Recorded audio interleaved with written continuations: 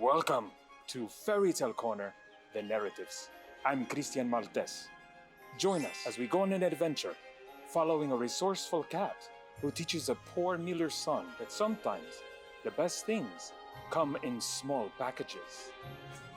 Oh, and remember, always dress for success.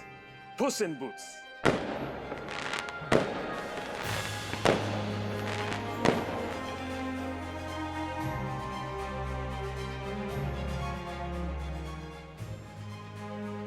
Oh, hi there. I'm Sarah, and this is Sawyer. Are you ready to go on an adventure with us?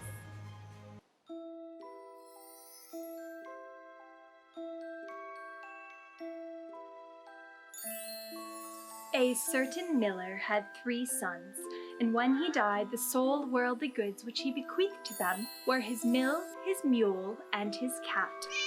This little legacy was very quickly divided up, and you can be quite sure that neither notary nor attorney were called in to help, for they would have speedily grabbed it for themselves. The eldest son, the oldest one, took the mill. The second son, the middle one, took the mule. Consequently, all that remained for the youngest son was the cat, and he was just a little disappointed at receiving such a miserable portion. "My brothers," said he, "will be able to get a decent living by joining forces, but for my part, as soon as I have eaten my cat and made a muff out of his skin, well, I am bound to die of hunger." These remarks were overheard by Puss, even though he pretended not to have been listening, and he said very soberly and seriously, "There is not the least for you to worry about, master. All you need to do is get me a pouch and get me a pair of boots so that I can walk about the woods, and then you will find that your share is not so terrible after all." So the master, therefore, though he did not build up too much on what the cat had said, felt some hope of being assisted in his miserable plight. On receiving the boots for which he had asked, Puss gaily put them on. Gaily is another word for happy, so he was very happy to have the boots. His plan was to wait until some young rabbit, unlearned of worldly wisdom, so a rabbit that's not very smart, should come and rummage the pouch, looking for the eatables which he had placed there. Hardly had he laid himself down when things fell out as he had wished. A stupid young rabbit went into the pouch, and Master Puss pulled the cords tightly, killing him on the instant. Well satisfied with his capture, Puss departed to the king's palace. There he demanded an audience and was ushered up the stairs. He entered the royal apartment and bowed profusely.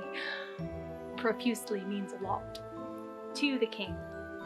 "I bring you, sire, a rabbit from the warren of the Marquis of Carabas," which was a title that he had invented for his master.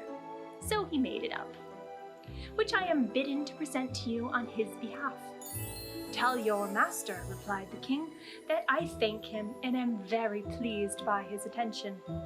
For 2 or 3 months, Puss went on this way, every now and again taking to the king a present from his master, some game which he had caught. There came a day when he learned that the king intended to take his daughter, who was the most beautiful princess in all the world, for an excursion along the riverbed. "If you do as I tell you," said Puss to his master, "your fortune is made. You have only to go and bathe in the river at the spot that I shall point out to you. Leave the rest to me." The Marquis of Carabas had no idea what plan was afoot. He didn't know what was going on, but he did as the cat directed. While he was bathing, the king drew near, and Puss at once cried out at the top of his voice, "Help, help, the Marquis of Carabas is drowning!" At these shouts, the king put his head out the carriage window. He recognized the cat who had so often brought him game, and bade his escorts go speedily help the Marquis of Carabas. While they were pulling the poor Marquis out of the river, Puss approached the carriage and explained to the king that while his master was bathing, robbers had come and stolen his clothes, though he had cried "Stop thief" at the top of his voice. As a matter of fact, the rascals had hidden the clothes under a big stone. The king at once commanded the keepers of his wardrobe to go and select a suit of his finest clothes for the Marquis of Carabas. The king received the Marquis with many compliments, for he was handsome and comely in appearance, Comely is another word for handsome. And the king's daughter found him very much to her liking. Indeed, the Marquis of Carabas bestowed one or two respectful but sentimental glances upon her, and she fell madly in love with him. The king invited her to enter the coach and join the party. Delighted to see his plan so successfully launched, the cat went on ahead and presently came upon some peasants who were mowing a field. "Listen, my good fellows," said he. "If you do not tell the king that the fields for which you are mowing belong to the Marquis of Carabas, you will all be chopped up into little bits of mincemeat." In due course, the king asked the mowers to whom the fields they were mowing belonged.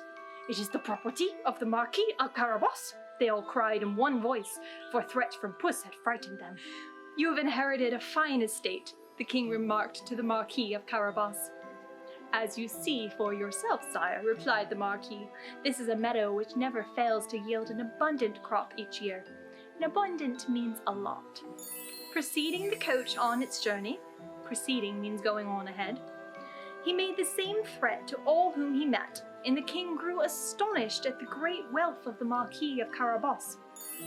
Finally, Master Puss reached a splendid castle which belonged to an ogre.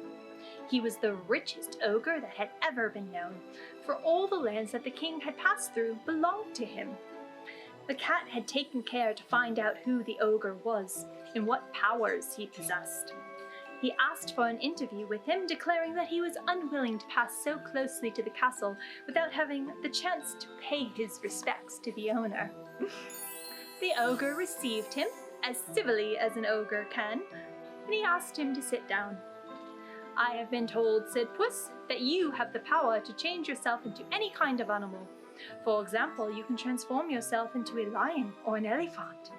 "This is perfectly true," cried the ogre curtly. "And just to prove it to you, you shall see me turn into a lion." Oh, Puss was so frightened on seeing a lion before him, he sprang onto the roof, not without difficulty or danger, for his boots were not made for walking on roofs. So he soon figured out that the ogre had abandoned his transformation. He was back to normal. Puss descended and owned to have been thoroughly frightened. So he fessed up to being scared. "I have also been told," said he, "but I can scarcely believe it, that you have the further power to transform yourself into the smallest of animals. For example, you can change yourself into a rat or a mouse. I confess, to me it seems quite impossible." "Impossible!" cried the ogre. "You shall see." And in the same moment he changed himself into a mouse that began to scurry about the floor. No sooner did Puss see it than he pounced on it and ate it. Presently, the king came along and noticed the ogre's beautiful mansion and decided to visit it.